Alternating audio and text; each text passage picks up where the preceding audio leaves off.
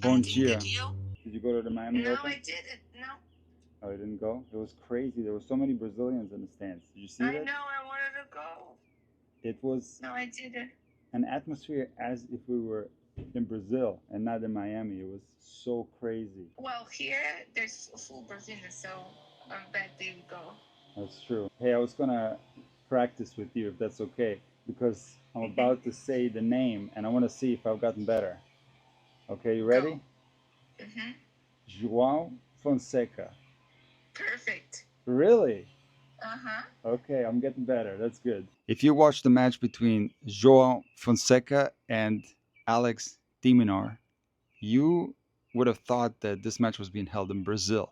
The atmosphere was incredible. People were comparing this to a soccer, football type atmosphere, and I compared more to a old school Davis Cup atmosphere before they ruined Davis Cup. And of course, this was tough on Alex de Minaur, but he was able to come through an unbelievable level from Fonseca. And one thing that impressed me the most about the current version of Fonseca is how much better his serve has gotten. Earlier this year, I'd analyzed his backhand that is phenomenal, a lot of similarities to Nalbandian. I analyzed his forehand, which is already one of the best in the world. And I also analyzed his serve. And back in January, I thought that the serve out of those three shots was the weakest. But I can tell you that the serve has improved tremendously. Fonseca might have one of the liveliest arms that we've ever seen on the ATP Tour. His second serve speed average in yesterday's match, all the way up to the third set where he got a little bit tired, was insane. He was at one point averaging over 110 miles an hour on his second serve. His first serve speed was 140. There are not that many players in history that have served 140. So Fonseca has an unbelievable amount of talent, and people are hyping him up like crazy. But you have to be careful because while Fonseca's level right now reminds me of Sinner's level when Sinner was young, you kind of have that feeling that this guy is going to make it. He's just that good. But I carefully watched this match yesterday, and there are still some holes in his game, not only from the mental standpoint, but also from the technical standpoint. So the backhand slice is still a weakness. And while he is an incredible athlete, his defensive skills are not yet on par with players like Djokovic, Alcaraz, and Sinner. So, in other words, those guys are able to turn defensive situations into offensive ones. And Fonseca has that ability, but unfortunately, he still commits a tremendous amount of mistakes from disadvantageous positions in the court. So, defense and also shot selection is still something that needs to improve on the Fonseca game. But in a short time span, he's already gotten a lot better, and he's going to continue to get better. And let's just see what happens. As far as the hype is concerned, I think Fonseca can handle it. That's my impression, at least. And I have a lot of Brazilian friends. And for you guys that are not Brazilian, I'm going to tell you what my Brazilian friends have told me.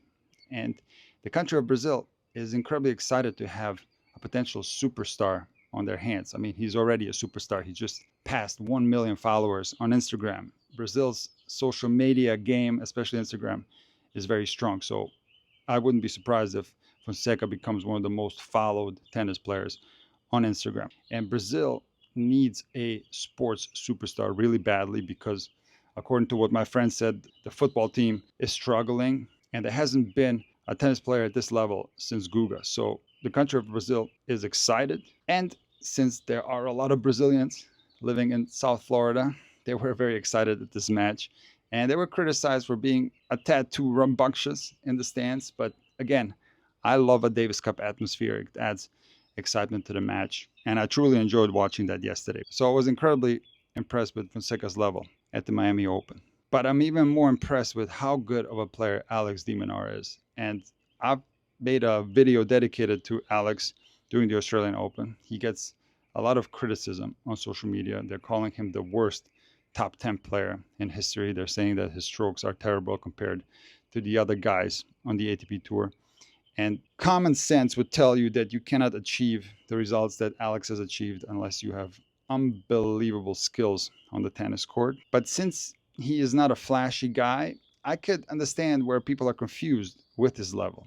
But put into context the power level of Fonseca, which is equatable to the power level of Sinner and Alcaraz. The guy is rifling balls from the baseline, and Alex was able to counter that like a master. Not only was he taking Fonseca's pace and redirecting it, but yesterday we saw how great of an athlete Alex is. The way he was covering the court, how many balls he got back into play, how good he is on defense is incredible. On top of that, Alex last year had the best return stats on the ATP Tour, and his return of serve is one of the best in the world, if not the best in the world. So my respect was always high for Alex de Minaur, but it shot up even higher after yesterday's performance.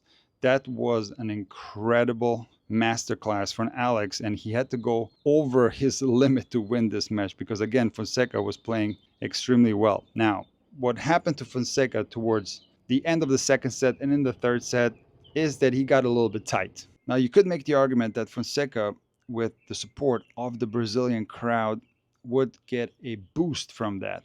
And that is definitely something that can happen. But on the flip side, you can also experience more pressure as a result of it. Going back to Davis Cup, we've seen many times players choke when they play at home in an important Davis Cup match because of that pressure. And I do think that Fonseca got a little bit tight towards the end of that second set and in the third set. When you look at Fonseca when he plays his normal game, the power comes very easy to him. Like I said, he's got an incredibly lively arm. There's a lot of body involvement on his shots, and he hits these incredibly hard winners with ease. But towards the end of the second set, you could hear that the grunts became louder and louder from Fonseca. And it appeared to me that the power didn't come as easy to him towards the end of the second. He was forcing his shots a little bit, and I think the reason for that was some tension. Then in the third set, I do think that the physicality of this match got to Fonseca. It is quite possible that Fonseca was a little bit tired as well. But despite all that, Fonseca was still very close to winning this match.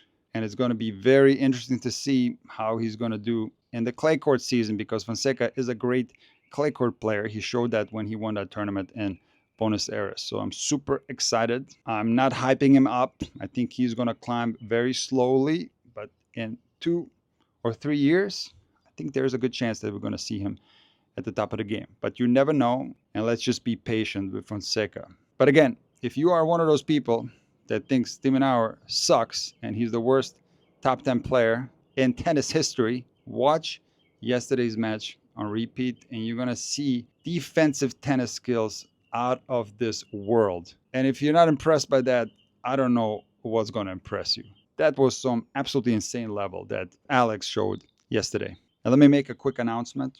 I woke up this morning and I hit 300K on YouTube. This is absolutely insane. I would have been happy with 100K. This is an incredible amount of subscribers. So later today, I am going to go live, probably around 3-4 o'clock in the afternoon, and I'm going to announce it on Instagram right before I go live. So make sure that you subscribe to Intuitive Tennis. Make sure that you subscribe to Intuitive Tennis 24/7 and follow me on Instagram as well. And check out this live. I'm going to talk about various things regarding my YouTube channel, and I'm also going to answer some questions. So hopefully I'll see you guys later.